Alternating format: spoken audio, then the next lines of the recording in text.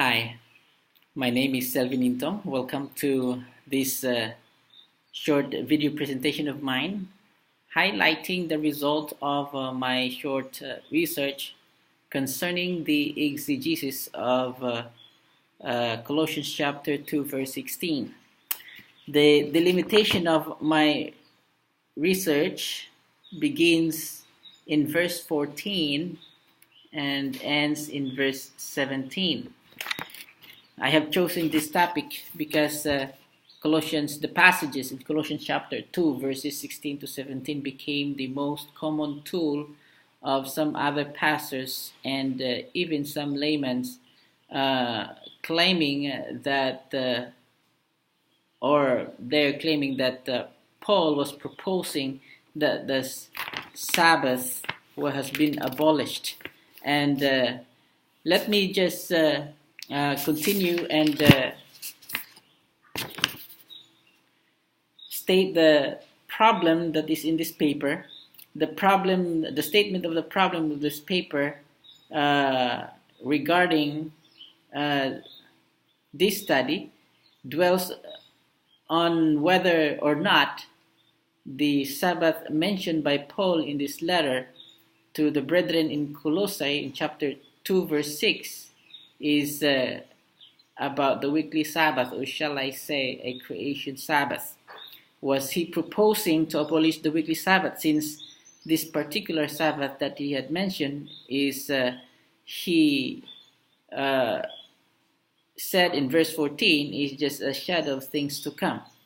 If Paul is not referring to the weekly Sabbath, then where the Sabbath can be categorized into? Well, the weekly Sabbath or the creation Sabbath. I'm trying to make another term aside from weekly Sabbath because in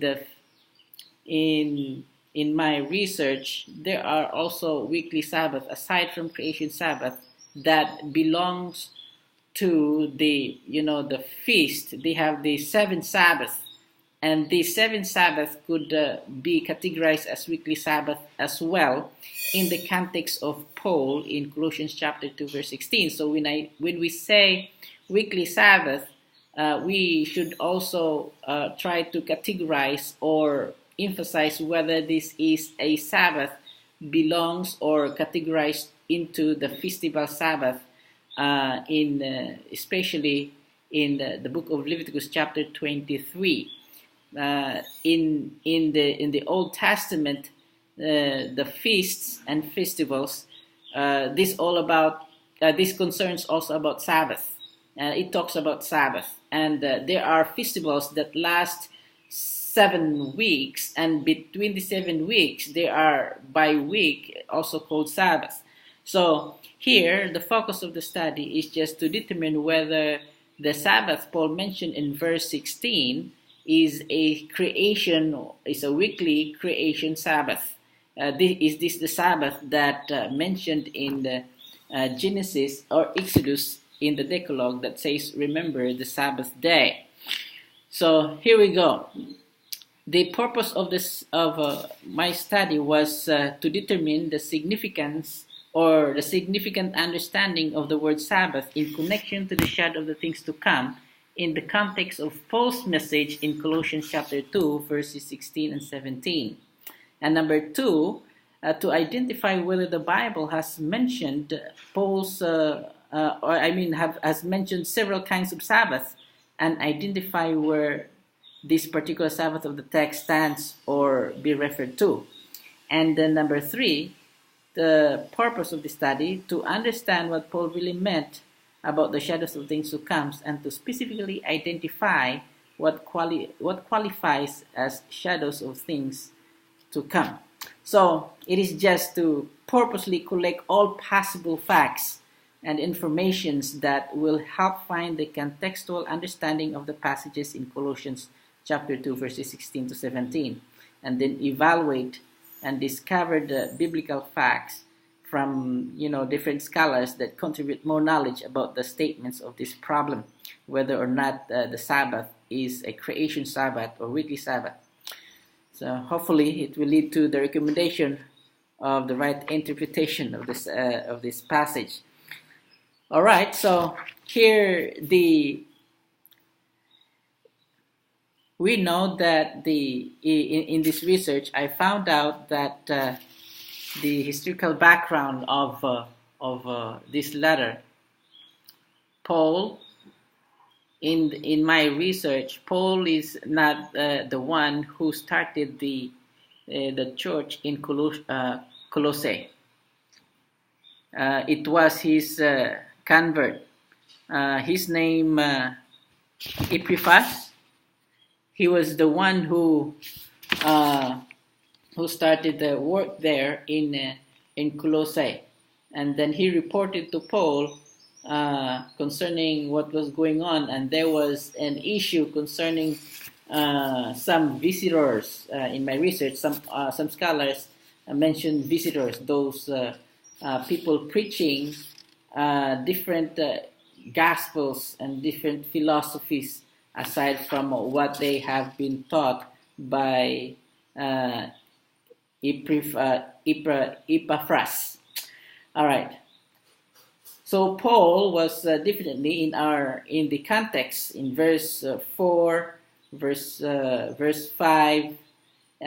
He at first tried to send the greetings of a positive in positive approach, and then later on, when we arrive to chapter 2, verse 14, 15, and 16 and 17, Paul was tackling on the purpose of why he sent the letter. He was trying to help the work of Epaphras in Colossae concerning some issues there. So there Paul was trying to send them the message and preach to them the gospel of Jesus Christ. So the false teaching were particularly in my research, according to some scholars, is very tricky because it draws on religious enthusiasm.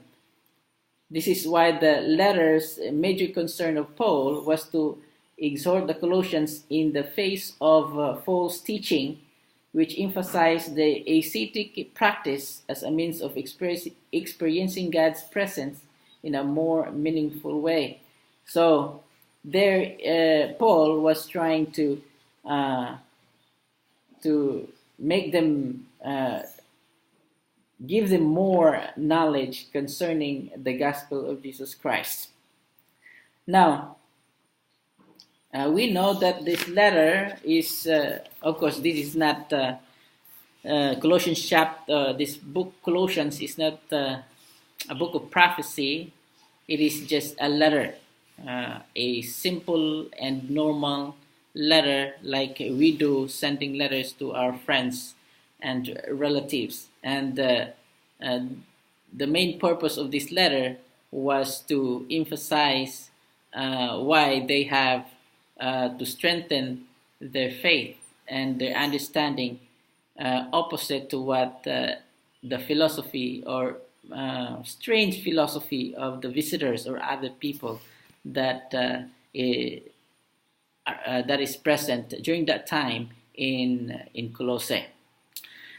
All right, so let's number 2. I just would like to emphasize the structural analysis that I have mentioned in my research concerning the yearly, monthly, and weekly structure. I have mentioned in my paper this kind of structures, and this is also can be seen in some other verses in the Old Testament, like Ezekiel chapter 45, verse 17. The structures of yearly, monthly, and weekly structure can also be seen, and also in the book of Hosea, the structure of yearly, monthly, and weekly structure also present in that declaration. So However, I found out that this structure does a little thing, does little in coming up to the correct interpretation that answers the problem in this research. Because this structure, if we focus on the weekly Sabbath, quote unquote, as I've mentioned lately, that the weekly Sabbath mentioned in the Genesis in creation, and understanding the structures, the yearly and monthly and weekly Sabbath, we could make a conclusion that the Sabbath mentioned by Paul in Colossians chapter 2 verse 16 could surely be a weekly Sabbath, not necessarily a creation Sabbath, because as we know in the context of Leviticus chapter 23, there is also a span of 7 weekly Sabbath, or even probably longer. There are 6 months, and each Sabbath day they have also called the weekly Sabbath. So, well, anyway, this paper is just very short, but it could have been more time that we could. I will continue this research, and concerning the quote-unquote the differences between weekly Sabbath in Leviticus chapter 23. Of course, in Leviticus chapter 23 verses 1 to 3, I think it's also concerned the creation Sabbath. But moving forward, we can find out in Leviticus 23 that there is also weekly Sabbath, not necessarily the creation Sabbath, which belongs to the seven Sabbath. So that's why I'm very cautious now, after I have done this research, to distinguish between creation Sabbath and this in reference to the creation Sabbath in Genesis, and also the weekly Sabbath that mentions in the book of Leviticus chapter 23. So the structures of yearly, monthly, and weekly structure does a little thing to come up with the correct interpretation of what Paul really means concerning the Sabbath in Colossians chapter 2 verse 16 that he sent to explain to the brethren in Colossae. All right. So, but there is one interesting thing as well I found out in this research, is that the word Sabbath comes from the Greek word Sabbaton, which is in genitive case, and it's plural. And I found out that there were several authors and scholars concerning that talks about this. And in my research, I just gathered the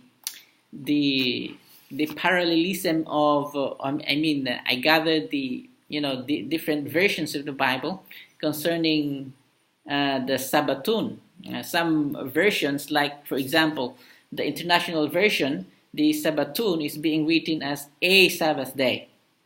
But in the King James Version, it is written as the Sabbath days. So it is considered plural. But a Sabbath day, for me, it's also a kind of general, a Sabbath day. That could also be a correct interpretation because it is general. And then also in the English version, the ESV is the Sabbaton in Greek is being written as a Sabbath. Almost the same with International Version, but the International Version said a Sabbath day. And also in the New Translation, the New Living Translation and New King James Version use the term Sabbaths. Okay, use the term Sabbath, so it's plural. Now, what is interesting here is that there are several authors that I have. There are some statements of several scholars that I found out that in connection to this word study of the plurality of the Sabbath, some some authors said that the plurality of this, they said that if Paul had used the word in singular number, you mean the Sabbath, it would then of course have been clear that he meant to teach that the commandment had ceased to be binding and that Sabbath was no longer to be observed. And also, there is a doubtless reference to those days in this place, since the word is used in plural number, and the apostles does not refer particularly to the Sabbath properly so called. So, the fact that these sacred seasons are calendar feasts marked as yearly, monthly, and weekly strongly suggests that sacred days must be kept for the sake of that elements of the universe. So, who direct the course of the stars and that prescribe minutely in order to the calendar. So, this is doubly reference to those days in place that this word could refer to the earthly thing, not to the spiritual or heavenly thing. Okay, so I also found out that in my research, let's come up to another intertextual research. Remember that in the Bible, there are several statements describing the possessions or the ownership of Sabbath. The Bible mentions about records about the statement of God Himself claiming the ownership of Sabbath.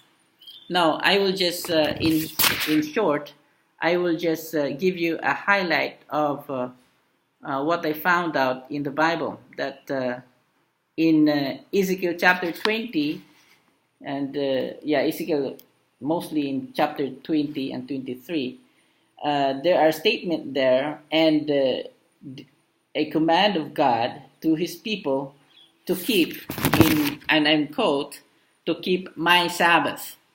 And also in Hosea, God mentioned that He will have to stop your Sabbath or her Sabbath.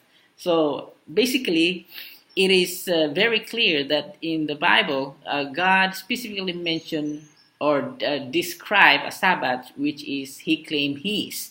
And also in the Bible, He also mentioned specifically about the nation's Sabbath, the man's Sabbath. So He actually mentioned inside that He has to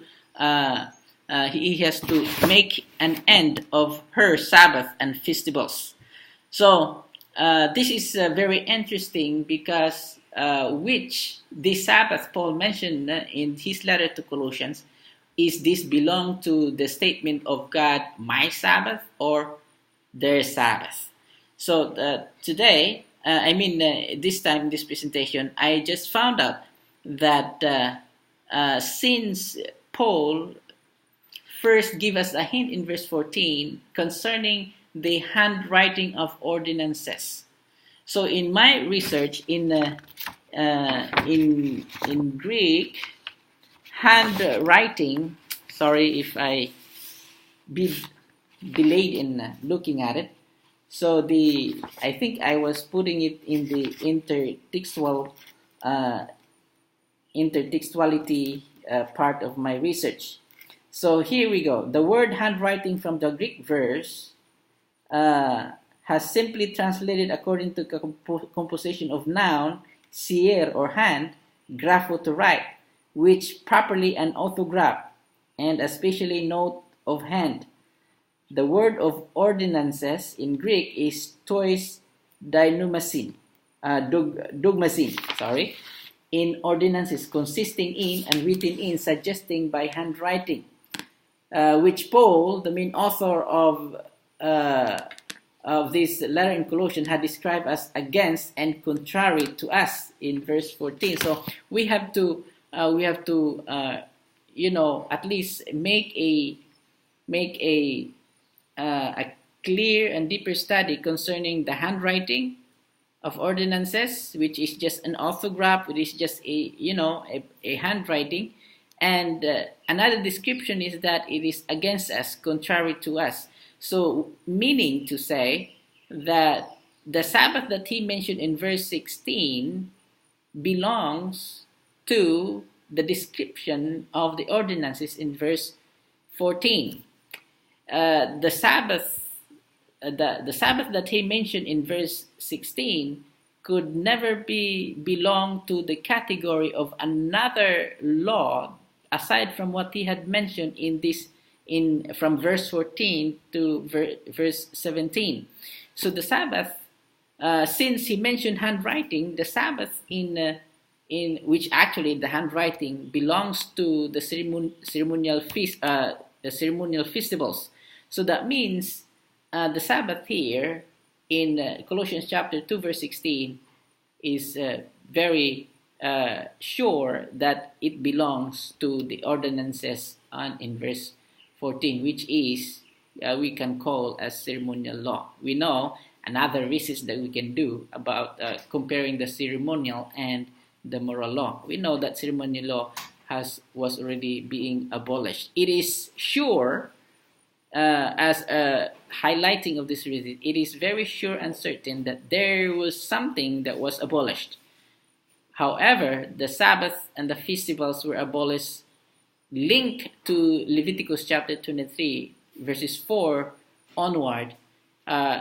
These are the things that were being abolished, and not the creation or the Ten Commandments Sabbath. So that's basically the highlight of this study. So the answer of the question, the answer of the issue in this study is that the plurality of the Sabbatun is clearly can designate as a generality of the Sabbath. It also could be referred to the Sabbath festivals in Leviticus 23, and not only can be distinguished as the Sabbath or creation Sabbath. So that's the understanding of the plurality of the Sabbatun, all right, which is plural in number. So if we know that it is plural in Colossians chapter 2 verse 16, then we should dig deeper into the context whether this belongs to moral or ceremonial. But it is very clear, because Paul has already given us the hint in verse 14 that the handwriting of ordinance which is contrary to us. And by the way, some scholars said that the moral law can never be supported as the creation Sabbath can never be supported to belong to the ceremonial Sabbath or festivals. All right, so let me just proceed to my to conclude this presentation. I would say that when referred to in plural, and the context of the passage is the handwriting of ordinances, then the Sabbaths referred to can be nothing else but ceremonial Sabbath or the handwriting of ordinances, which is clearly being described and distinguished as shadow of things to come in verse 17. So there can be no biblical support for the moral law, which includes a creation weekly Sabbath, to be described as a shadow of things to come. So it's very clear. And the weekly Sabbath is not a shadow of things to come, but a sign between God and his people. And that's the reference to that is Ezekiel 20 verses 20 and verses 12 and 20. And also Ellen G. White mentioned that the Sabbath is a memorial of the work of creation. Thus it is a token of love and power of Christ. It is not a handwriting of ordinances, or it is not a ceremonial Sabbath. So these Sabbaths Paul referred to in Colossians chapter 2:16 were called a shadow, because Passover was a shadow of the crucifixion. The Feast of Weeks was a shadow of Pentecost. So it's all shadow. So that means the shadow mentioned here that being described by Paul, the Sabbath that Paul mentioned here that he described as shadow is really very clear that it is just part of the ceremonial Sabbath. So that's what he means, the ceremonial Sabbath, not the weekly creation Sabbath. The holy days feast were shadows of what was to come. And once those things had come and gone, then the shadows also disappeared. And so finally, the Sabbath mentioned by Paul here in Colossians chapter 2, verse 16 are the Sabbath days that belongs to the handwriting of ordinances of verse 14, which can be called as ceremonial Sabbath or festival Sabbaths of Leviticus chapter 23, verses 4 to 44, and chapter 25, verse 4 to 5. So thank you for listening. I hope at least you've learned something. And this is not a not really thorough and complete study, but I would like to continue this study concerning the weekly Sabbath and the creation Sabbath mentioned in Leviticus 23, verse 4 onward, and the creation Sabbath in the book of Genesis. Thank you so much. May God will bless you.